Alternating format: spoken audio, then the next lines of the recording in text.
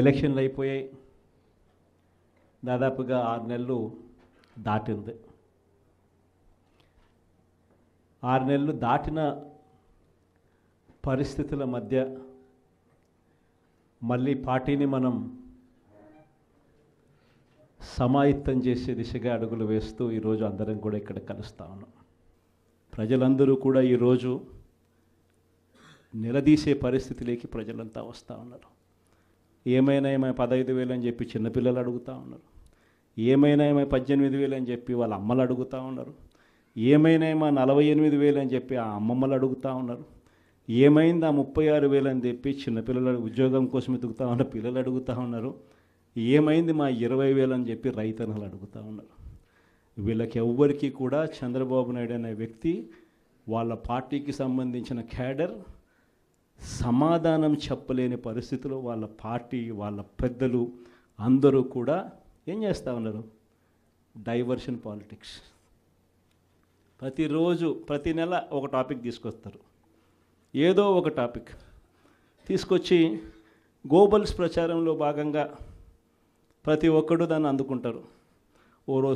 ఓసారి తిరుపతి లడ్డు అంటారు, ఇంకొకసారి జూన్లో ఋషికొండ భవనాలు అన్నారు, జూలైలో శ్వేతపత్రాలు మదనపల్లి ఫైల్స్ అన్నారు, ఆగస్టులో ముంబై నటి నా పేరేం పేరు కాదాంబరి అన్నాడు, సెప్టెంబర్లో ప్రకాశం బ్యారేజీని బోట్లతో ఢీకొట్టి గేట్లను పడగొట్టాలని చెప్పి మనం ప్లాన్ చేసినామని అంటాడు.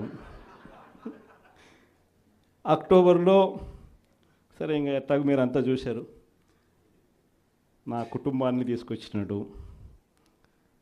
నవంబర్కి వచ్చేసరికి బడ్జెట్పై దృష్టి మళ్లించడానికి 14 లక్షల కోట్ల అప్పులు అని చెప్పి, డిసెంబర్లోకి వచ్చేసరికి ఇప్పుడు కొత్తగా మీరు అంతా మనం చూస్తూ ఉన్నాం రేషన్ బియ్యం అంటానండి. ఇప్పుడు కొత్తగా కనిపిస్తూ ఉందా రేషన్ బియ్యం అని చెప్పి. ఇప్పుడు నాకు నిజంగా ఆశ్చర్యం అనిపిస్తుంది ఆ రేషన్ బియ్యం కథలీలు చెప్తా ఉన్నప్పుడు. ప్రభుత్వంలో ఎవరున్నారు అని, ప్రభుత్వంలో మనం ఉన్నామా ప్రభుత్వంలో వాళ్ళు ఉన్నారా అని నాకు అర్థం కాల. 7 నెలలు అయిపోయింది, దాదాపుగా 6.5 నెల అయిపోయింది వాళ్ళ ప్రభుత్వం వచ్చి. 6.5 నెల 7 నెలలు అవుతూ ఉంది వాళ్ళ ప్రభుత్వం వచ్చింది. ఎమ్మెల్యేలు వాళ్ళు, మంత్రులు వాళ్ళు, కలెక్టర్లు వాళ్ళు, జాయింట్ కలెక్టర్లు వాళ్ళు, పోలీసులు వాళ్ళు, ఎంఆర్ఓలు వాళ్ళ అధికారులే, చెక్ పోస్టులు వాళ్ళవి, అన్నీ వాళ్ళవే. ఇవన్నీ దాటుకొని మళ్ళీ పోర్టుకు వచ్చింతే పోర్టులో కస్టమ్స్ అధికారులు, పోర్టులో సిఐఎస్ఎఫ్ పోలీసులు, ఇవన్నీ కూడా వీళ్ళు పొత్తులో ఉన్న కేంద్ర ప్రభుత్వం మనుషులు.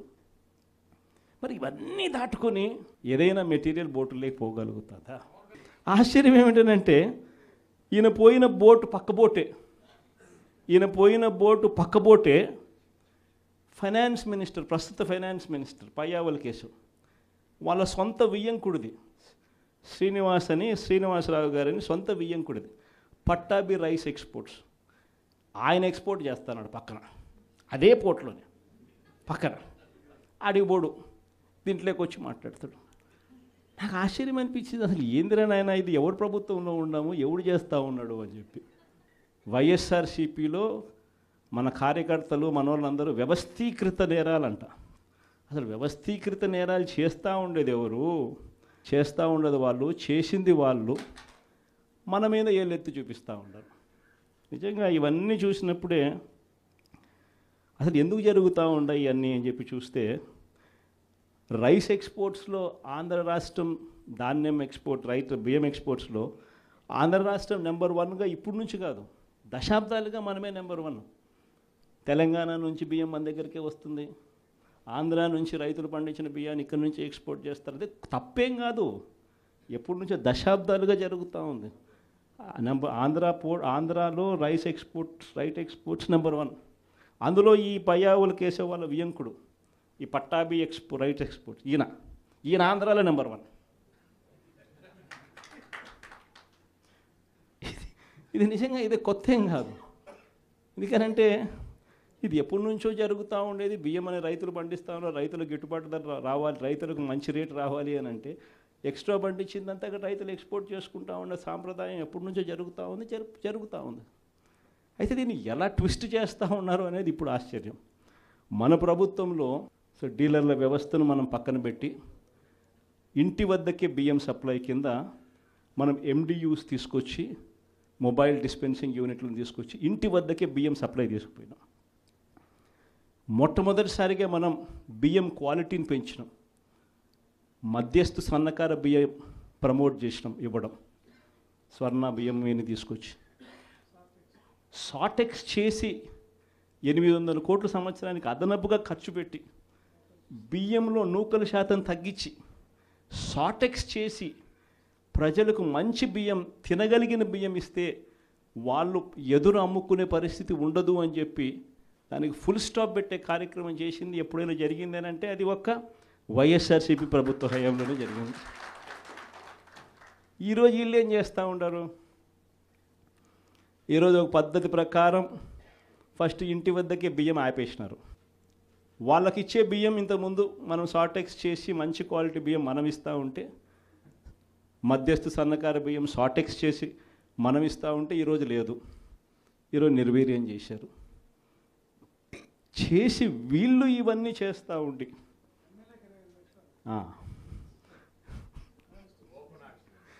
చేసి వీళ్ళు ఇవన్నీ చేస్తూ ఉండి వీళ్ళ తప్పిదాల వల్ల ప్రజలకు నాసిరకం బియ్యం సప్లై కావడం వల్ల, ప్రజలకు సరిగ్గా బియ్యం సప్లై చేయకపోవడం వల్ల ఇది రివర్స్. ప్రజల దగ్గర నుంచి ఈ డీలర్లు కొనుక్కోవడం, ఈ డీలర్ల దగ్గర నుంచి ఎమ్మెల్యేలు తీసుకోవడం, ఎమ్మెల్యేల దగ్గర నుంచి ఎక్స్పోర్ట్స్. ఇది జరుగుతూ ఉండదు. ఇప్పుడు తప్పు వీళ్ళు చేస్తూ ఉండి ఇంకొకరి మీద ఏళ్ళెత్తి చూపిస్తారు. మన హయాంలో దళారీ వ్యవస్థను పూర్తిగా తీసేసి ప్రతి రైతుకు కనీస మద్దతు ధర ఖచ్చితంగా వచ్చేట్టుగా ఆర్బీకేలే వాళ్లకు పేమెంట్ స్లిప్స్ ఇచ్చేట్టుగా మన ప్రభుత్వంలో జరిగితే, రైతుకు ఏ మిల్లుకు తాను పోవాలి అనేది పూర్తిగా పక్కన పెట్టేసి పలాని మిల్లుకే మీరు పోవాలి అనేది తీసేసి రైతుకు మిల్లర్కు సంబంధం లేకుండా చేసిన పాలన మంది. ఆర్బీకే దగ్గరనే మీకు ఎంత రేటు వస్తుంది అని చెప్పి అక్కడే స్లిప్స్ ఇచ్చే కార్యక్రమం జరిగింది, మన హయాంలో జరిగింది. ఈరోజు ఏం జరుగుతూ ఉంది? రైతులు పంట చేతికి వచ్చేసరికి ఈ క్రాప్ లేదు, ఆర్బీకే వ్యవస్థ నీరు గారిపోయింది, ఆర్బీకే దగ్గర కొనుగోలు చేసేవాడు లేడు. సో రైతులు గత్యంతరం లేక మిల్లర్ల దగ్గరికి పోవడం, మిల్లర్లు 300 రూపాయలు 400 రూపాయలు తక్కువ రేటు కొనుగోలు చేయడం, ఇది ఇప్పుడు జరుగుతూ ఉంది.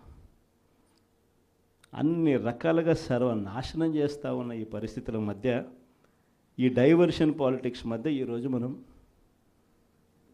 పార్టీ బలోపేతంతో పాటు ప్రజల తరపున మనం నిలబడడానికి ఏ రకమైన ఉద్యమం చేయాలి, ఎలా ఉద్యమాలు చేయాలి అని చెప్పి ఆలోచన చేయడానికి మనం అంతా కూడా ఈరోజు సన్నద్ధమైనాం. ఎందుకంటే ప్రజల తరపున మళ్ళీ పోరాటం చేయాల్సిన సమయం వచ్చింది. ప్రజల తరపున ప్రజలకు దగ్గర కావాల్సిన సమయం వచ్చింది.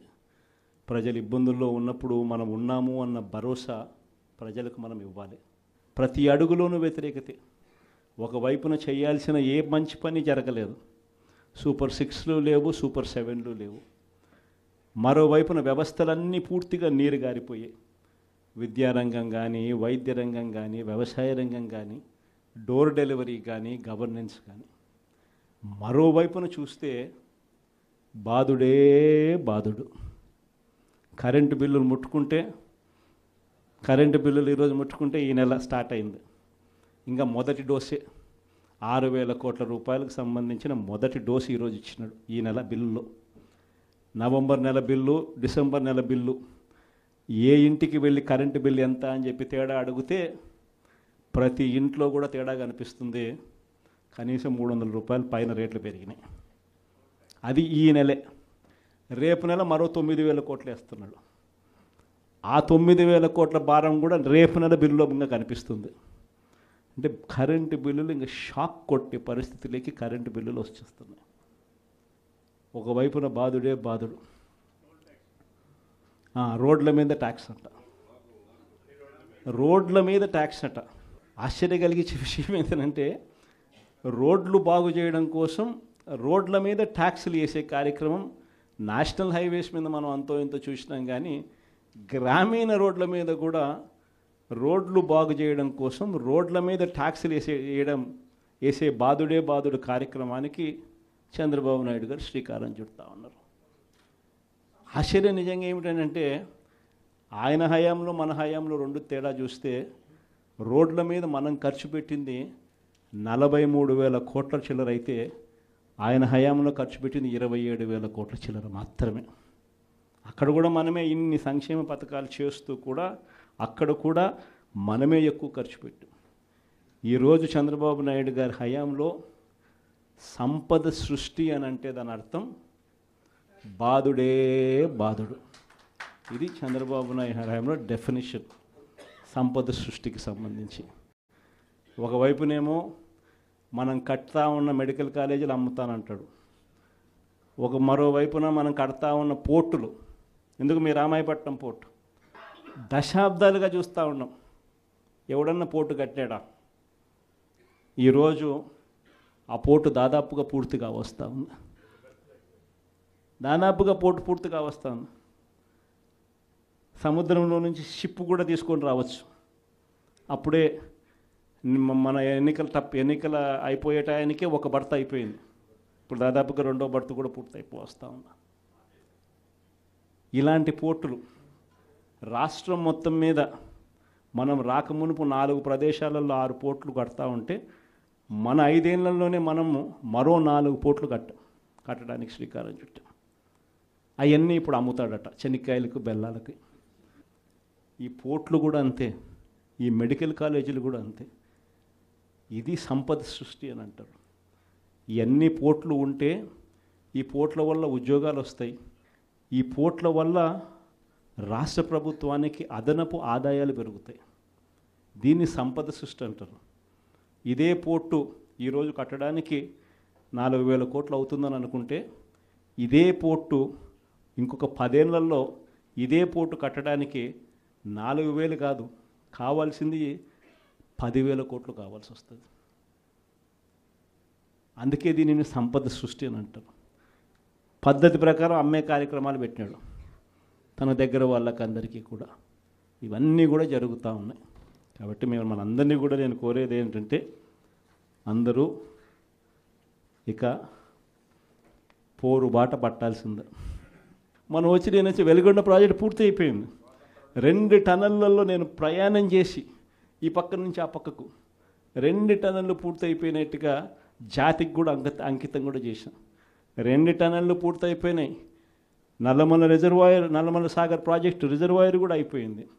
1,00,000 ఎకరాలకు నీళ్లు అందించగలిగిన మెయిన్ కెనాల్స్ కూడా అయిపోయింది.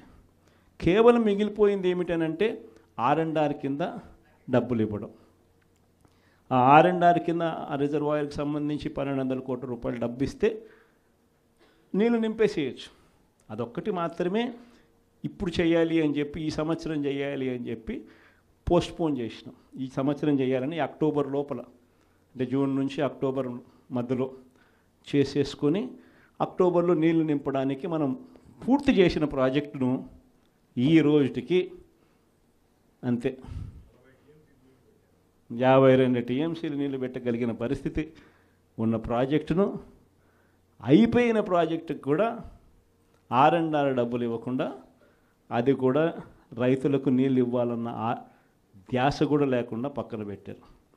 మార్కాపురం మెడికల్ కాలేజ్ మీ అందరికీ కూడా పక్కనే కనిపిస్తూ ఉంటుంది. ఆల్మోస్ట్ వచ్చింది మార్కాపురం మెడికల్ కాలేజ్.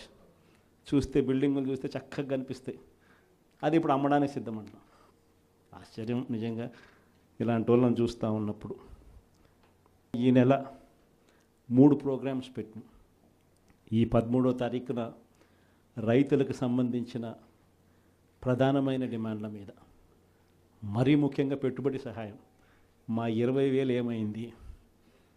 అప్పుడేమన్నారు? జగన్ 13,500 ఇస్తానన్నాడు.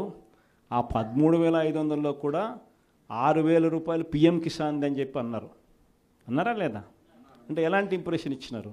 వీళ్ళు ఇచ్చే 20,000 ఆ PM కిసాన్ 6,000 కాక అది కాక మీరు 20,000 ఇస్తానట్టుగా ఇంప్రెషన్ ఇచ్చినారా? ఇప్పుడు ఏమైంది? అది పోయింది, ఇది పోయింది.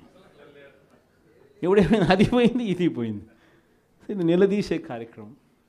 ప్లస్ ప్రతి చోట కూడా ధాన్యం పండించే ఏరియాలలో మరీ ముఖ్యంగా ఎక్కడ కూడా ఎంఎస్పి రావడంలో ఎవరిని అడిగినా 300 రూపాయలు 400 రూపాయలు తక్కువ రేటుకు అమ్ముకోవాల్సిన పరిస్థితిలో ధాన్యం కొనుగోలు జరుగుతూ ఉన్నాయి.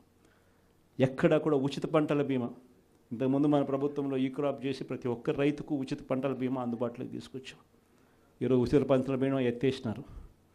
వీటి అన్నిటి మీద క్వశ్చన్ చేస్తూ ఈ నెల 13వ తారీఖున కలెక్టరేట్ల దగ్గర రైతుల తరపున మనమంతా కూడా రైతులను వెంటేసుకొని పోయి కలెక్టర్లకు మనం వినతి పత్రం ఇస్తూ, అయ్యా రైతుల సమస్యలు ఇవి, పలకండి పట్టించుకోండి అని చెప్పి గట్టిగా డిమాండ్ చేసే కార్యక్రమం 13వ తారీఖున చేస్తూ ఉన్నాం.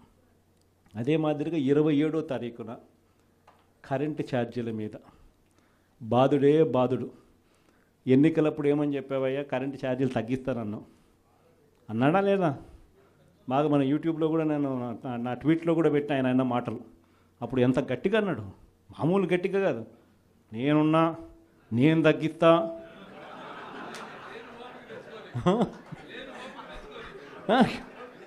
అన్న మాటలన్నీ కూడా మామూలు మాటలు కాదు. తీరా వచ్చిన తర్వాత 6 నెలలు తిరక్కమునిపే 15,000 కోట్ల రూపాయలు బాధుడే బాధుడు ఉట్టి కరెంటు మీద. సో దీన్ని క్వశ్చన్ చేస్తూ 27వ తారీఖున 3వ తారీఖున జనవరి 3వ తారీఖున ఫీజు రీయింబర్స్మెంట్ అందక పిల్లలు ఇబ్బందులు పడతా ఉన్న పరిస్థితులు. మనం ప్రతి క్వార్టర్, ప్రతి 3 నెలలకు ఒకసారి పిల్లలకు 3 నెలలు అయిపోయిన వెంటనే ఫీజులు ఇస్తూ ఉన్న పరిస్థితి మన ప్రభుత్వం.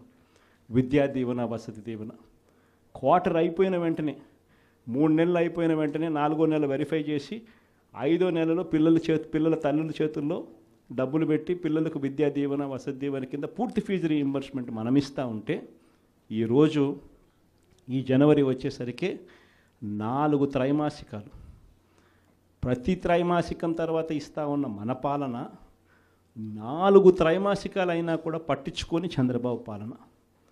జనవరి, ఫిబ్రవరి, మార్చ్ సంబంధించిన త్రైమాసికం ఏప్రిల్లో వెరిఫికేషన్ చేసి మేలో ఇవ్వాలి. మేలో ఎన్నికలు అయ్యాయి అంతే. జూన్ నేను వచ్చాడు, జూన్ 4వ తారీఖు అంతే. ఆడ నుంచి స్టార్ట్ అయింది. జనవరి, ఫిబ్రవరి, మార్చ్ పోయింది, ఏప్రిల్, మే, జూన్ పోయింది, జూలై, ఆగస్ట్, సెప్టెంబర్ పోయింది, అక్టోబర్, నవంబర్, డిసెంబర్ 4 త్రైమాసికాలకు సంబంధించి విద్యా దీవెన పూర్తిగా ఎగరగొట్టాడు. వసతి దీవెన కింద ప్రతి ఏప్రిల్లో మనం ఖచ్చితంగా క్రమం తప్పకుండా పిల్లలకు బోర్డింగ్ అండ్ లాడ్జింగ్ ఖర్చుల కోసం ఇస్తూ ఉంటుంది. ఈరోజు చంద్రబాబు నాయుడు ప్రభుత్వం వచ్చిన తర్వాత ఈ సంవత్సరం పూర్తిగా 0. ఈ విద్యా దీవెన, వసతి దీవెన అందక పిల్లలు ఇంజనీరింగ్ చదువులు మానేసి పొలం పనులలో పనులు చేసుకుంటా ఉన్న పరిస్థితులు. కాలేజీ యాజమాన్యాలు ఫీజులు కట్టకపోతే కాలేజీలకు మేము రావద్దండి అని చెప్పి చెప్తా ఉన్న పరిస్థితులు. ఫీజులు కట్టకపోతే నీకు సర్టిఫికెట్లు ఇవ్వమని చెప్తా ఉన్న పరిస్థితులు. సో ఆ పిల్లల తరపున జనవరి 3వ తారీఖున విద్యా దీవెన, వసతి దీవెన ఎందుకు ఇవ్వడం లేదయ్యా అని చంద్రబాబు నాయుడు ప్రశ్నిస్తూ దాని మీద ఒక ధర్నా. సో ఈ 3 ప్రోగ్రామ్స్ ఈ డిసెంబర్, జనవరి 3వ తారీఖు వరకున మనం ప్రోగ్రాముల్లో అనౌన్స్ చేసినాం. ఈ 3 ప్రోగ్రాములు విజయవంతం చేయడంలో మీ పాత్ర చాలా అంటే చాలా అవసరము, చాలా అంటే చాలా క్రిటికల్ అన్నది కూడా ప్రతి ఒక్కరూ కూడా గమనించవలసిందిగా మీ అందరితో కూడా సవినీయంగా కూడా ప్రార్థిస్తా ఉన్నా. ఇది కాక నా ప్రోగ్రాంలు పార్టీ బిల్డింగ్ గురించి కూడా చెప్పాలి. ఎందుకనంటే మన పార్టీ గ్రామ స్థాయిలో కూడా మన పార్టీ బలంగా ఉంది. కానీ బలంగా ఉన్న ఈ పార్టీని ఆర్గనైజ్ స్ట్రక్చర్లోకి తీసుకొని రావాలి. ఆర్గనైజ్ స్ట్రక్చర్లోకి తీసుకొచ్చే కార్యక్రమంలో భాగంగా పార్టీలో క్రియాశీలక మార్పులకు ఇప్పటికే నాంది పలికినాం. నా ప్రోగ్రాం కూడా సంక్రాంతి తర్వాత జనవరి 3వ వారం, జనవరి 4వ వారం నుంచి నా ప్రోగ్రాం కూడా ప్రతి పార్లమెంట్లోనూ నేను కూడా వచ్చి 2 రోజులు అక్కడే నిద్రపోతాను. ప్రతి బుధవారము ప్రతి గురువారము ఒక్కో పార్లమెంట్ నియోజకవర్గంలో అక్కడే ఉంటా. బుధవారం 3 నియోజకవర్గాలు, గురువారం మరో 4 నియోజకవర్గాలు, మొత్తంగా ఆ 2 రోజులు అక్కడే ఉంటూ శుక్రవారం కూడా అవసరాన్ని బట్టి అదే జిల్లాలో ఉండే కార్యక్రమం చేస్తూ ఉన్నాం. ప్రోగ్రాం కూడా మనం పెట్టబోయే ప్రోగ్రాం పేరు కూడా కార్యకర్తలతో జగనన్న పార్టీ బలోపేతానికి దిశానిర్దేశం అనే పేరుతో ఆ ప్రోగ్రాంలో పార్టిసిపేట్ చేసే కార్యక్రమం చేస్తాము. యుద్ధం అంతా ఎలా ఉంది అని అంటే విపరీతమైన చంద్రబాబు నాయుడుతో యుద్ధం చేయడం లేదు. మనం ఓ ఈనాడుతో యుద్ధం చేస్తున్నాం, ఓ ఆంధ్రజ్యోతితో యుద్ధం చేస్తున్నాం, ఓ TV5తో యుద్ధం చేస్తా ఉన్నాం. వీళ్ళందరూ కాకుండా ఒక చెడిపోయి ఉన్న ITDP అనే ఒక వ్యవస్థతో కూడా యుద్ధం చేస్తూ ఉన్నాం. వీళ్ళంతా ఏంది, రోజు డైవర్షన్ పాలిటిక్స్, నెల నెల ఒక డైవర్షన్ పాలిటిక్స్. ఒక అబద్ధం వేస్తారు, ఆ అబద్ధాన్ని మనం తుడుచుకోవాలి. ఈ రకమైన డైవర్షన్ పాలిటిక్స్తో రోజు యుద్ధం చేస్తూ ఉన్నాం. ప్రజలకు చేసిన మంచి ఏది లేదు, ప్రజలకు చేసిన మంచి ఏది కూడా చెప్పుకునేదానికి ఏమీ లేదు. కాబట్టి మట్టేయడమే, బురద వేయడమే అదే పనిగా పెట్టుకున్న ఒక వ్యవస్థతో యుద్ధం చేస్తాం. ఈ వ్యవస్థలోకి యుద్ధం లేక మనం కూడా చేయాలి అని అంటే మీలో ప్రతి ఒక్కరూ కూడా, ప్రతి ఒక్కరికి ఒక ఫేస్బుక్ పేజ్ ఉండాలి, ప్రతి ఒక్కరికి వాట్సాప్ ఉండాలి, ప్రతి ఒక్కరికి యూట్యూబ్ ఉండాలి, ప్రతి ఒక్కరికి కూడా ఈ మాధ్యమాలలో ట్విట్టర్ అకౌంట్ ఉండాలి, ప్రతి ఒక్కరికి కూడా మనం కూడా ఈ మాధ్యమాలలో మనకు కూడా ఉండాలి. ఎక్కడైనా మన గ్రామంలో ఏదైనా అన్యాయం జరుగుతున్నప్పుడు టకాని ఫోటో తీసి మనమే ప్రశ్నించాలి. ఎందుకు పెన్షన్ ఇవ్వడం లేదు ఈ అమ్మకు, ఇదిగో ఫోటో. ఎందుకు మా గ్రామంలో మా స్కూల్స్లో నాడు నేడు ఆగిపోయింది, ఇదిగో ఫోటో. ఎందుకు అమ్మఒడి రావడంలా, ఎందుకు మా విలేజ్ క్లినిక్లో పరిస్థితి ఇంత దారుణంగా ఉంది అని క్వశ్చన్ చేస్తూ ఫోటో తీయడం, క్వశ్చన్ చేయడం, అప్లోడ్ చేయడం. ఇలా ప్రతి ఒక్కళ్ళం తయారు కావాలి. ప్రతి ఒక్కళ్ళం కూడా ఆర్గనైజ్ పద్ధతులకి మాదిరిగా పోయి గ్రామ స్థాయిలో మనం ప్రజలకు దగ్గర కాగలిగే కార్యక్రమం ఖచ్చితంగా జరగాలి. లేకపోతే వీళ్ళు చేస్తూ ఉన్న వక్రభాష్యం మామూలుగా లేదు. ప్రతి ఒక్కరి మీద బురద జల్లడమే, ప్రతి ఒక్కటి అబద్ధం చెప్పడమే, ప్రతి ఒక్కటి వక్రీకరించడమే. దీన్ని తిప్పికొడుతూ ప్రజలకు దగ్గరగా ఉండే కార్యక్రమం దగ్గరుండి మనం చేయాలి. కాబట్టి ఆర్గనైజ్ స్ట్రక్చర్లో మిమ్మల్ని అందరినీ కూడా భాగస్వాములు చేసే కార్యక్రమం. రెండవ విషయం మీ అందరికీ కూడా చెప్పడానికి అందరినీ కూడా రమ్మని చెప్పడం జరిగింది. ఎలక్షన్లు అయిపోయాయి, దాదాపుగా 6 నెలలు దాటింది. 6 నెలలు దాటిన పరిస్థితుల మధ్య మళ్ళీ పార్టీని మనం సమాయత్తం చేసే దిశగా అడుగులు వేస్తూ ఈరోజు అందరం కూడా ఇక్కడ కలుస్తూ ఉన్నాం. ప్రజలందరూ కూడా ఈరోజు నిలదీసే పరిస్థితిలోకి ప్రజలంతా వస్తూ ఉన్నారు. ఏమైనా 15,000 అని చెప్పి చిన్నపిల్లలు అడుగుతూ ఉన్నారు, ఏమైనా 18,000 అని చెప్పి వాళ్ళ అమ్మలు అడుగుతూ ఉన్నారు, ఏమైనా 48,000 అని చెప్పి ఆ అమ్మమ్మలు అడుగుతూ ఉన్నారు, ఏమైంది 36,000 అని చెప్పి చిన్నపిల్లలు ఉద్యోగం కోసం ఎదుగుతూ ఉన్న పిల్లలు అడుగుతూ ఉన్నారు, ఏమైంది 20,000 అని చెప్పి రైతన్నలు అడుగుతూ ఉన్నారు. వీళ్ళకి ఎవ్వరికీ కూడా చంద్రబాబు నాయుడు అనే వ్యక్తి, వాళ్ళ పార్టీకి సంబంధించిన క్యాడర్ సమాధానం చెప్పలేని పరిస్థితిలో వాళ్ళ పార్టీ, వాళ్ళ పెద్దలు అందరూ కూడా ఏం చేస్తూ ఉన్నారు, డైవర్షన్ పాలిటిక్స్. ప్రతిరోజు ప్రతి నెల ఒక టాపిక్ తీసుకొస్తారు, ఏదో ఒక టాపిక్ తీసుకొచ్చి గోబల్స్ ప్రచారంలో భాగంగా ప్రతి ఒక్కడు దాన్ని అందుకుంటారు. ఓసారి తిరుపతి లడ్డు అంటారు, ఇంకొకసారి జూన్లో ఋషికొండ భవనాలు అన్నారు, జూలైలో శ్వేతపత్రాలు మదనపల్లి ఫైల్స్ అన్నారు, ఆగస్టులో ముంబై నటి నా పేరేం పేరు కాదాంబరి అన్నాడు, సెప్టెంబర్లో ప్రకాశం బ్యారేజీని బోట్లతో ఢీకొట్టి గేట్లను పడగొట్టాలని చెప్పి మనం ప్లాన్ చేసినామని అంటాడు. అక్టోబర్లో సరే ఇంకా ఎట్టాగ మీరు అంతా చూశారు, నా కుటుంబాన్ని తీసుకొచ్చినాడు. నవంబర్కి వచ్చేసరికి బడ్జెట్పై దృష్టి మళ్లించడానికి 14 లక్షల కోట్ల అప్పులు అని చెప్పి డిసెంబర్లోకి వచ్చేసరికి ఇప్పుడు కొత్తగా మీరు అంతా మనం చూస్తూ ఉన్నాం, రేషన్ బియ్యం అంటానండి. ఇప్పుడు కొత్తగా కనిపిస్తూ ఉందా రేషన్ బియ్యం అని చెప్పి. ఇప్పుడు నాకు నిజంగా ఆశ్చర్యం అనిపిస్తుంది ఆ రేషన్ బియ్యం కథలీలు చెప్తా ఉన్నప్పుడు. ప్రభుత్వంలో ఎవరున్నారు అని, ప్రభుత్వంలో మనం ఉన్నామా, ప్రభుత్వంలో వాళ్ళు ఉన్నారా అని నాకు అర్థం కాల. 7 నెలలు అయిపోయింది, దాదాపుగా 6.5 నెల అయిపోయింది వాళ్ళ ప్రభుత్వం వచ్చి. 6.5 నెల 7 నెలలు అవుతూ ఉంది వాళ్ళ ప్రభుత్వం వచ్చింది. ఎమ్మెల్యేలు వాళ్ళు, మంత్రులు వాళ్ళు, కలెక్టర్లు వాళ్ళు, జాయింట్ కలెక్టర్లు వాళ్ళు, పోలీసులు వాళ్ళు, ఎంఆర్ఓలు వాళ్ళ అధికారులే, చెక్ పోస్టులు వాళ్ళవి, అన్నీ వాళ్ళవే. ఇవన్నీ దాటుకొని మళ్ళీ పోర్టుకు వచ్చింతే పోర్టులో కస్టమ్స్ అధికారులు, పోర్టులో సిఐఎస్ఎఫ్ పోలీసులు, ఇవన్నీ కూడా వీళ్ళు పొత్తులో ఉన్న కేంద్ర ప్రభుత్వం మనుషులు. మరి ఇవన్నీ దాటుకొని ఏదైనా మెటీరియల్ బోటులోకి పోగలుగుతుందా? ఆశ్చర్యం ఏమిటంటే ఈయన పోయిన బోటు పక్క బోటే ఫైనాన్స్ మినిస్టర్, ప్రస్తుత ఫైనాన్స్ మినిస్టర్ పయ్యావుల కేశవ్ వాళ్ళ సొంత వియ్యంకుడిది, శ్రీనివాసరావు గారిని సొంత వియ్యంకుడిది, పట్టాభి రైస్ ఎక్స్పోర్ట్స్. ఆయన ఎక్స్పోర్ట్ చేస్తాడు పక్కన, అదే పోర్ట్లోనే పక్కన.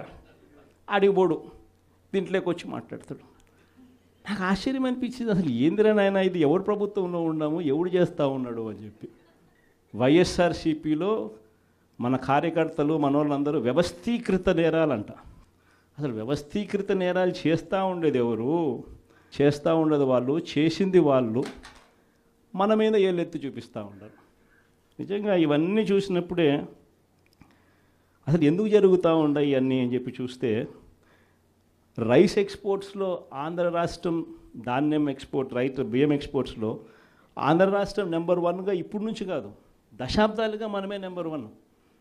తెలంగాణ నుంచి బియ్యం మన దగ్గరికే వస్తుంది, ఆంధ్ర నుంచి రైతులు పండించిన బియ్యాన్ని ఇక్కడి నుంచి ఎక్స్పోర్ట్ చేస్తారు. అదే తప్పేం కాదు, ఎప్పటి నుంచో దశాబ్దాలుగా జరుగుతూ ఉంది. ఆంధ్రాలో రైస్ ఎక్స్పోర్ట్స్ నెంబర్ 1. అందులో ఈ పయ్యావుల కేశవ్ వాళ్ళ వియంకుడు, ఈ పట్టాభి రైట్ ఎక్స్పోర్ట్, ఈయన ఆంధ్రాలో నెంబర్ 1. ఇది నిజంగా ఇదే కొత్త ఏం కాదు. ఎందుకనంటే ఇది ఎప్పటి నుంచో జరుగుతూ ఉండేది. బియ్యం అనే రైతులు పండిస్తూ ఉన్నారు, రైతులకు గిట్టుబాటు ధర రావాలి, రైతులకు మంచి రేటు రావాలి అని అంటే ఎక్స్ట్రా పండించిందంతా రైతులు ఎక్స్పోర్ట్ చేసుకుంటూ ఉండే సాంప్రదాయం ఎప్పటి నుంచో జరుగుతూ ఉంది. అయితే దీన్ని ఎలా ట్విస్ట్ చేస్తూ ఉన్నారు అనేది ఇప్పుడు ఆశ్చర్యం. మన ప్రభుత్వంలో డీలర్ల వ్యవస్థను మనం పక్కన పెట్టి ఇంటి వద్దకే బియ్యం సప్లై కింద మనం MDUs తీసుకొచ్చి, మొబైల్ డిస్పెన్సింగ్ యూనిట్లను తీసుకొచ్చి ఇంటి వద్దకే బియ్యం సప్లై తీసుకుపోయినాం. మొట్టమొదటిసారిగా మనం బియ్యం క్వాలిటీని పెంచినాం, మధ్యస్థు సన్నకార బియ్యం ప్రమోట్ చేసినాం, ఇవ్వడం, స్వర్ణ బియ్యం వీని తీసుకొచ్చి సాటెక్స్ చేసి 800 కోట్ల సంవత్సరానికి అదనపుగా ఖర్చు పెట్టి బియ్యంలో నూకల శాతం తగ్గించి సాటెక్స్ చేసి ప్రజలకు మంచి బియ్యం, తినగలిగిన బియ్యం ఇస్తే వాళ్ళు ఎదురు అమ్ముకునే పరిస్థితి ఉండదు అని చెప్పి దానికి ఫుల్ స్టాప్ పెట్టే కార్యక్రమం చేసింది ఎప్పుడైనా జరిగిందని అంటే అది ఒక్క వైఎస్ఆర్సీపీ ప్రభుత్వ హయాంలోనే జరిగింది. ఈరోజు వీళ్ళు ఏం చేస్తూ ఉంటారు? ఈరోజు ఒక పద్ధతి ప్రకారం ఫస్ట్ ఇంటి వద్దకే బియ్యం ఆపేసినారు. వాళ్ళకి ఇచ్చే బియ్యం ఇంతకుముందు మనం సాటెక్స్ చేసి మంచి క్వాలిటీ బియ్యం మనం ఇస్తూ ఉంటే, మధ్యస్థు సన్నకార బియ్యం సాటెక్స్ చేసి మనం ఇస్తూ ఉంటే ఈరోజు లేదు, ఈరోజు నిర్వీర్యం చేశారు. చేసి వీళ్ళు ఇవన్నీ చేస్తూ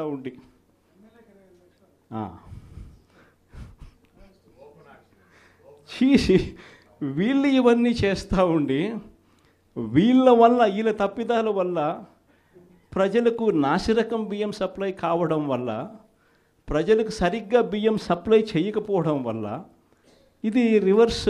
ప్రజల దగ్గర నుంచి ఈ డీలర్లు కొనుక్కోవడం, ఈ డీలర్ల దగ్గర నుంచి ఎమ్మెల్యేలు తీసుకోవడం, ఎమ్మెల్యేల దగ్గర నుంచి ఎక్స్పోర్ట్స్, ఇది జరుగుతూ ఉండదు. ఇప్పుడు తప్పు వీళ్ళు చేస్తూ ఉండి ఇంకొకరి మీద ఏళ్ళెత్తి చూపిస్తారు. మన హయాంలో దళారీ వ్యవస్థను పూర్తిగా తీసేసి ప్రతి రైతుకు కనీస మద్దతు ధర ఖచ్చితంగా వచ్చేట్టుగా ఆర్బీకేలే వాళ్లకు పేమెంట్ స్లిప్స్ ఇచ్చేట్టుగా మన ప్రభుత్వంలో జరిగితే రైతుకు ఏ మిల్లుకు తాను పోవాలి అనేది పూర్తిగా పక్కన పెట్టేసి పలాని మిల్లుకే మీరు పోవాలి అనేది తీసేసి రైతుకు మిల్లర్కు సంబంధం లేకుండా చేసిన పాలన మంది. ఆర్బీకే దగ్గరనే మీకు ఎంత రేటు వస్తుంది అని చెప్పి అక్కడే స్లిప్స్ ఇచ్చే కార్యక్రమం జరిగింది, మన హయాంలో జరిగింది. ఈరోజు ఏం జరుగుతూ ఉంది? రైతులు పంట చేతికి వచ్చేసరికి ఈ క్రాప్ లేదు, ఆర్బీకే వ్యవస్థ నీరు గారిపోయింది, ఆర్బీకే దగ్గర కొనుగోలు చేసేవాడు లేడు. సో రైతులు గత్యంతరం లేక మిల్లర్ల దగ్గరికి పోవడం, మిల్లర్లు 300 రూపాయలు 400 రూపాయలు తక్కువ రేటు కొనుగోలు చేయడం, ఇది ఇప్పుడు జరుగుతూ ఉంది. అన్ని రకాలుగా సర్వనాశనం చేస్తూ ఉన్న ఈ పరిస్థితుల మధ్య, ఈ డైవర్షన్ పాలిటిక్స్ మధ్య ఈరోజు మనం పార్టీ బలోపేతంతో పాటు ప్రజల తరపున మనం నిలబడడానికి ఏ రకమైన ఉద్యమం చేయాలి, ఎలా ఉద్యమాలు చేయాలి అని చెప్పి ఆలోచన చేయడానికి మనం అంతా కూడా ఈరోజు సన్నద్ధమైనాం. ఎందుకంటే ప్రజల తరపున మళ్ళీ పోరాటం చేయాల్సిన సమయం వచ్చింది. ప్రజల తరపున ప్రజలకు దగ్గర కావాల్సిన సమయం వచ్చింది. ప్రజలు ఇబ్బందుల్లో ఉన్నప్పుడు మనం ఉన్నాము అన్న భరోసా ప్రజలకు మనం ఇవ్వాలి. ప్రతి అడుగులోనూ వ్యతిరేకతే. ఒకవైపున చేయాల్సిన ఏ మంచి పని జరగలేదు. సూపర్ 6లు లేవు, సూపర్ 7లు లేవు. మరోవైపున వ్యవస్థలన్నీ పూర్తిగా నీరు గారిపోయాయి. విద్యారంగం కానీ, వైద్య రంగం కానీ, వ్యవసాయ రంగం కానీ, డోర్ డెలివరీ కానీ, గవర్నెన్స్ కానీ. మరోవైపున చూస్తే బాధుడే బాధుడు. కరెంటు బిల్లులు ఈరోజు ముట్టుకుంటే ఈ నెల స్టార్ట్ అయింది. ఇంకా మొదటి డోసే 6,000 కోట్ల రూపాయలకు సంబంధించిన మొదటి డోసు ఈరోజు ఇచ్చినాడు ఈ నెల బిల్లులో. నవంబర్ నెల బిల్లు, డిసెంబర్ నెల బిల్లు, ఏ ఇంటికి వెళ్ళి కరెంటు బిల్లు ఎంత అని చెప్పి తేడా అడిగితే ప్రతి ఇంట్లో కూడా తేడా కనిపిస్తుంది. కనీసం 300 రూపాయలు పైన రేట్లు పెరిగినాయి. అది ఈ నెలే. రేపు నెల మరో 9,000 కోట్లు వేస్తున్నాడు. ఆ 9,000 కోట్ల భారం కూడా రేపు నెల బిల్లులో ఇంకా కనిపిస్తుంది. అంటే కరెంటు బిల్లులు ఇంకా షాక్ కొట్టే పరిస్థితిలోకి కరెంటు బిల్లులు వచ్చేస్తున్నాయి. ఒకవైపున బాధుడే బాధుడు. రోడ్ల మీద ట్యాక్స్ అంట, రోడ్ల మీద ట్యాక్స్ అంట. ఆశ్చర్య కలిగించే విషయం ఏంటంటే, రోడ్లు బాగు చేయడం కోసం రోడ్ల మీద ట్యాక్సులు వేసే కార్యక్రమం నేషనల్ హైవేస్ మీద మనం అంతో ఇంతో చూసినాం. కానీ గ్రామీణ రోడ్ల మీద కూడా రోడ్లు బాగు చేయడం కోసం రోడ్ల మీద ట్యాక్సులు వేసే బాధుడే బాధుడు కార్యక్రమానికి చంద్రబాబు నాయుడు గారు శ్రీకారం చుడతా ఉన్నారు. ఆశ్చర్యం నిజంగా ఏమిటంటే, ఆయన హయాంలో మన హయాంలో రెండు తేడా చూస్తే, రోడ్ల మీద మనం ఖర్చు పెట్టింది 43,000 కోట్ల చిల్లర అయితే ఆయన హయాంలో ఖర్చు పెట్టింది 27,000 కోట్ల చిల్లర మాత్రమే. అక్కడ కూడా మనమే ఇన్ని సంక్షేమ పథకాలు చేస్తూ కూడా అక్కడ కూడా మనమే ఎక్కువ ఖర్చు పెట్టాం. ఈరోజు చంద్రబాబు నాయుడు గారి హయాంలో సంపద సృష్టి అని అంటే దాని అర్థం బాధుడే బాధుడు. ఇది చంద్రబాబు నాయుడు హయాంలో డెఫినేషన్ సంపద సృష్టికి సంబంధించి. ఒకవైపునేమో మనం కడతా ఉన్న మెడికల్ కాలేజీలు అమ్ముతానంటాడు. మరోవైపున మనం కడతా ఉన్న పోర్టులు, ఎందుకు మీ రామాయపట్నం పోర్టు దశాబ్దాలుగా చూస్తూ ఉన్నాం. ఎవడన్నా పోర్టు కట్టాడా? ఈరోజు ఆ పోర్టు దాదాపుగా పూర్తిగా వస్తూ ఉంది.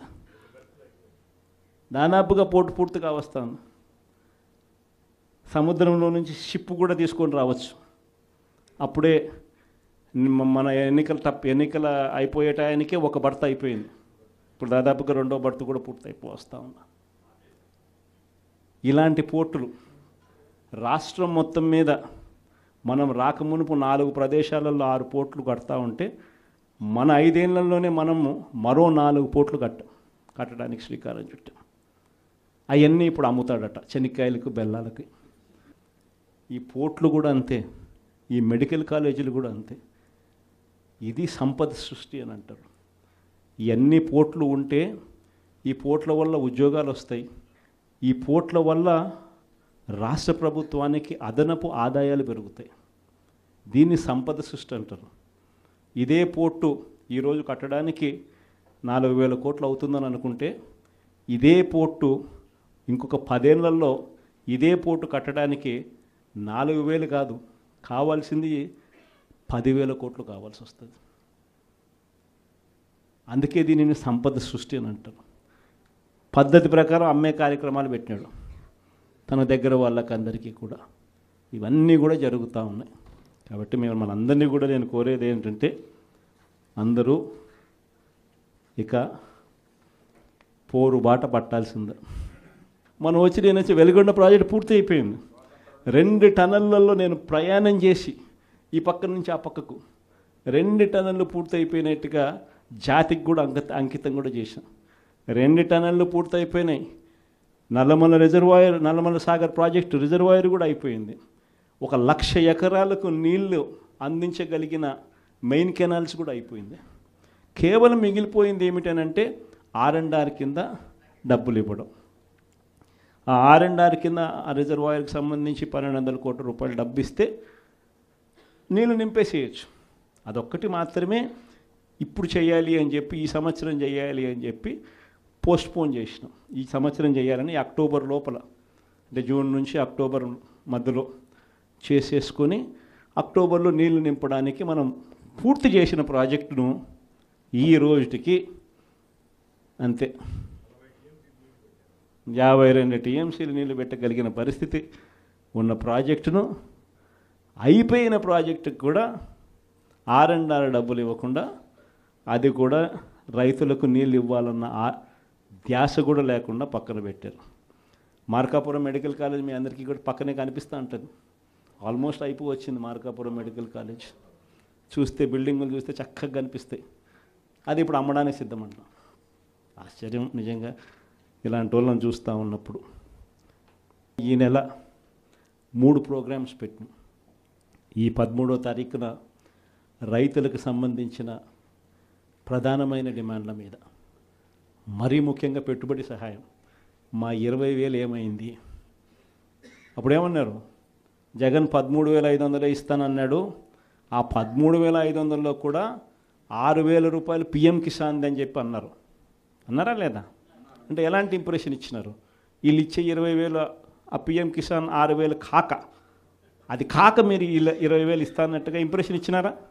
ఇప్పుడు ఏమైంది? అది పోయింది, ఇది పోయింది.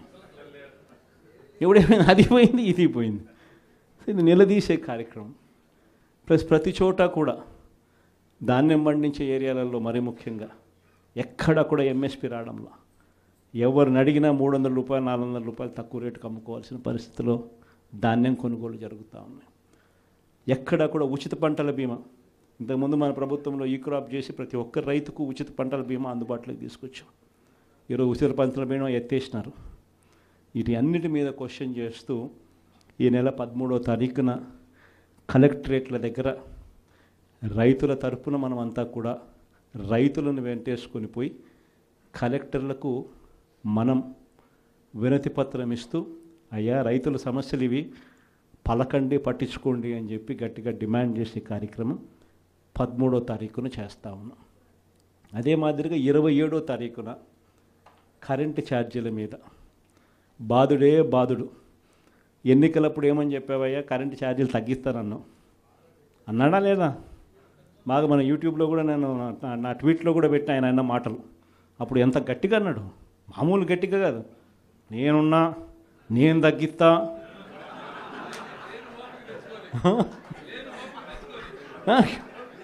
అన్న మాటలన్నీ కూడా మామూలు మాటలు కాదు. తీరా వచ్చిన తర్వాత 6 నెలలు తిరక్కమునిపే 15,000 కోట్ల రూపాయలు బాధుడు ఉట్టి కరెంటు మీద. సో దీన్ని క్వశ్చన్ చేస్తూ 27వ తారీఖున, 3వ తారీఖున, జనవరి 3వ తారీఖున ఫీజు రీయింబర్స్మెంట్ అందక పిల్లలు ఇబ్బందులు పడతా ఉన్న పరిస్థితులు. మనం ప్రతి క్వార్టర్, ప్రతి 3 నెలలకు ఒకసారి పిల్లలకు 3 నెలలు అయిపోయిన వెంటనే ఫీజులు ఇస్తూ ఉన్న పరిస్థితి మన ప్రభుత్వం. విద్యా దీవెన, వసతి దీవెన క్వార్టర్ అయిపోయిన వెంటనే, 3 నెలలు అయిపోయిన వెంటనే 4వ నెల వెరిఫై చేసి 5వ నెలలో పిల్లల తల్లుల చేతుల్లో డబ్బులు పెట్టి పిల్లలకు విద్యా దీవెన వసతి దీవెన కింద పూర్తి ఫీజు రీయింబర్స్మెంట్ మనం ఇస్తూ ఉంటే ఈరోజు ఈ జనవరి వచ్చేసరికి 4 త్రైమాసికాలు, ప్రతి త్రైమాసికం తర్వాత ఇస్తూ ఉన్న మన పాలన 4 త్రైమాసికాలు అయినా కూడా పట్టించుకొని చంద్రబాబు పాలన. జనవరి, ఫిబ్రవరి, మార్చ్ సంబంధించిన త్రైమాసికం ఏప్రిల్లో వెరిఫికేషన్ చేసి మేలో ఇవ్వాలి. మేలో ఎన్నికలు అయ్యాయి అంతే. జూన్ నేను వచ్చాడు, జూన్ 4వ తారీఖు అంతే. ఆన్ నుంచి స్టార్ట్ అయింది. జనవరి, ఫిబ్రవరి, మార్చ్ పోయింది, ఏప్రిల్, మే, జూన్ పోయింది, జూలై, ఆగస్ట్, సెప్టెంబర్ పోయింది, అక్టోబర్, నవంబర్, డిసెంబర్ 4 త్రైమాసికాలకు సంబంధించి విద్యా దీవెన పూర్తిగా ఎగరగొట్టాడు. వసతి దీవెన కింద ప్రతి ఏప్రిల్లో మనం ఖచ్చితంగా క్రమం తప్పకుండా పిల్లలకు బోర్డింగ్ అండ్ లాడ్జింగ్ ఖర్చుల కోసం ఇస్తూ ఉంటుంది. ఈరోజు చంద్రబాబు నాయుడు ప్రభుత్వం వచ్చిన తర్వాత ఈ సంవత్సరం పూర్తిగా 0. ఈ విద్యా దీవెన వసతి దీవెన అందక పిల్లలు ఇంజనీరింగ్ చదువులు మానేసి పొలం పనులలో పనులు చేసుకుంటా ఉన్న పరిస్థితులు. కాలేజీ యాజమాన్యాలు ఫీజులు కట్టకపోతే కాలేజీలకు మేము రావద్దండి అని చెప్పి చెప్తా ఉన్న పరిస్థితులు. ఫీజులు కట్టకపోతే నీకు సర్టిఫికెట్లు ఇవ్వమని చెప్తా ఉన్న పరిస్థితులు. సో ఆ పిల్లల తరపున జనవరి 3వ తారీఖున విద్యా దీవెన వసతి దీవెన ఎందుకు ఇవ్వడం లేదయ్యా అని చంద్రబాబు నాయుడు ప్రశ్నిస్తూ దాని మీద ఒక ధర్నా. సో ఈ 3 ప్రోగ్రామ్స్ ఈ డిసెంబర్, జనవరి 3వ తారీఖు వరకున మనం ప్రోగ్రాముల్లో అనౌన్స్ చేసినాం. ఈ 3 ప్రోగ్రాములు విజయవంతం చేయడంలో మీ పాత్ర చాలా అంటే చాలా అవసరము, చాలా అంటే చాలా క్రిటికల్ అన్నది కూడా ప్రతి ఒక్కరూ కూడా గమనించవలసిందిగా మీ అందరితో కూడా సవినీయంగా కూడా ప్రార్థిస్తా ఉన్నా. ఇది కాక నా ప్రోగ్రాంలు పార్టీ బిల్డింగ్ గురించి కూడా చెప్పాలి. ఎందుకనంటే మన పార్టీ గ్రామ స్థాయిలో కూడా మన పార్టీ బలంగా ఉంది. కానీ బలంగా ఉన్న ఈ పార్టీని ఆర్గనైజ్ స్ట్రక్చర్లోకి తీసుకొని రావాలి. ఆర్గనైజ్ స్ట్రక్చర్లోకి తీసుకొచ్చే కార్యక్రమంలో భాగంగా పార్టీలో క్రియాశీలక మార్పులకు ఇప్పటికే నాంది పలికిరం. నా ప్రోగ్రాం కూడా సంక్రాంతి తర్వాత జనవరి 3వ వారం, జనవరి 4వ వారం నుంచి నా ప్రోగ్రాం కూడా ప్రతి పార్లమెంట్లోనూ నేను కూడా వచ్చి 2 రోజులు అక్కడే నిద్రపోతాను. ప్రతి బుధవారము, ప్రతి గురువారము ఒక్కో పార్లమెంట్ నియోజకవర్గంలో అక్కడే ఉంటా. బుధవారం 3 నియోజకవర్గాలు, గురువారం మరో 4 నియోజకవర్గాలు, మొత్తంగా ఆ 2 రోజులు అక్కడే ఉంటూ శుక్రవారం కూడా అవసరాన్ని బట్టి అదే జిల్లాలో ఉండే కార్యక్రమం చేస్తూ ఉన్నాం. ప్రోగ్రాం కూడా మనం పెట్టబోయే ప్రోగ్రాం పేరు కూడా కార్యకర్తలతో జగనన్న పార్టీ బలోపేతానికి దిశానిర్దేశం అనే పేరుతో ఆ ప్రోగ్రాంలో పార్టిసిపేట్ చేసే కార్యక్రమం చేస్తాము. యుద్ధం అంతా ఎలా ఉంది అని అంటే విపరీతమైన చంద్రబాబు నాయుడుతో యుద్ధం చేయడం లేదు. మనం ఓ ఈనాడుతో యుద్ధం చేస్తున్నాం, ఓ ఆంధ్రజ్యోతితో యుద్ధం చేస్తున్నాం, ఓ TV5తో యుద్ధం చేస్తూ ఉన్నాం. వీళ్ళందరూ కాకుండా ఒక చెడిపోయి ఉన్న ITDP అనే ఒక వ్యవస్థతో కూడా యుద్ధం చేస్తూ ఉన్నాం. వీళ్ళంతా ఏంది, రోజు డైవర్షన్ పాలిటిక్స్, నెల నెల ఒక డైవర్షన్ పాలిటిక్స్. ఒక అబద్ధం వేస్తారు, ఆ అబద్ధాన్ని మనం తుడుచుకోవాలి. ఈ రకమైన డైవర్షన్ పాలిటిక్స్తో రోజు యుద్ధం చేస్తూ ఉన్నాం. ప్రజలకు చేసిన మంచి ఏది లేదు, ప్రజలకు చేసిన మంచి ఏది కూడా చెప్పుకునేదానికి ఏమీ లేదు. కాబట్టి మట్టేయడమే, బురద వేయడమే అదే పనిగా పెట్టుకున్న ఒక వ్యవస్థతో యుద్ధం చేస్తాం. ఈ వ్యవస్థలోకి యుద్ధం లేక మనం కూడా చేయాలి అని అంటే మీలో ప్రతి ఒక్కరూ కూడా, ప్రతి ఒక్కరికి ఒక ఫేస్బుక్ పేజ్ ఉండాలి, ప్రతి ఒక్కరికి వాట్సాప్ ఉండాలి, ప్రతి ఒక్కరికి యూట్యూబ్ ఉండాలి, ప్రతి ఒక్కరికి కూడా ఈ మాధ్యమాలలో ట్విట్టర్ అకౌంట్ ఉండాలి. ప్రతి ఒక్కరికి కూడా మనం కూడా ఈ మాధ్యమాలలో మనకు కూడా ఉండాలి. ఎక్కడైనా మన గ్రామంలో ఏదైనా అన్యాయం జరుగుతున్నప్పుడు టకాని ఫోటో తీసి మనమే ప్రశ్నించాలి. ఎందుకు పెన్షన్ ఇవ్వడం లేదు ఈ అమ్మకు, ఇదిగో ఫోటో. ఎందుకు మా గ్రామంలో మా స్కూల్స్లో నాడు నేడు ఆగిపోయింది, ఇదిగో ఫోటో. ఎందుకు అమ్మఒడి రావడంలా, ఎందుకు మా విలేజ్ క్లినిక్లో పరిస్థితి ఇంత దారుణంగా ఉంది అని క్వశ్చన్ చేస్తూ ఫోటో తీయడం, క్వశ్చన్ చేయడం, అప్లోడ్ చేయడం. ఇలా ప్రతి ఒక్కళ్ళం తయారు కావాలి. ప్రతి ఒక్కళ్ళం కూడా ఆర్గనైజ్ పద్ధతిలోకి మాదిరిగా పోయి గ్రామ స్థాయిలో మనం ప్రజలకు దగ్గర కాగలిగే కార్యక్రమం ఖచ్చితంగా జరగాలి. లేకపోతే వీళ్ళు చేస్తూ ఉన్న వక్రభాష్యం మామూలుగా లేదు. ప్రతి ఒక్కరి మీద బురద జల్లడమే, ప్రతి ఒక్కటి అబద్ధం చెప్పడమే, ప్రతి ఒక్కటి వక్రీకరించడమే. దీన్ని తిప్పికొడుతూ ప్రజలకు దగ్గరగా ఉండే కార్యక్రమం దగ్గరుండి మనం చేయాలి. కాబట్టి ఆర్గనైజ్ స్ట్రక్చర్లో మిమ్మల్ని అందరినీ కూడా భాగస్వాములు చేసే కార్యక్రమం. రెండవ విషయం మీ అందరికీ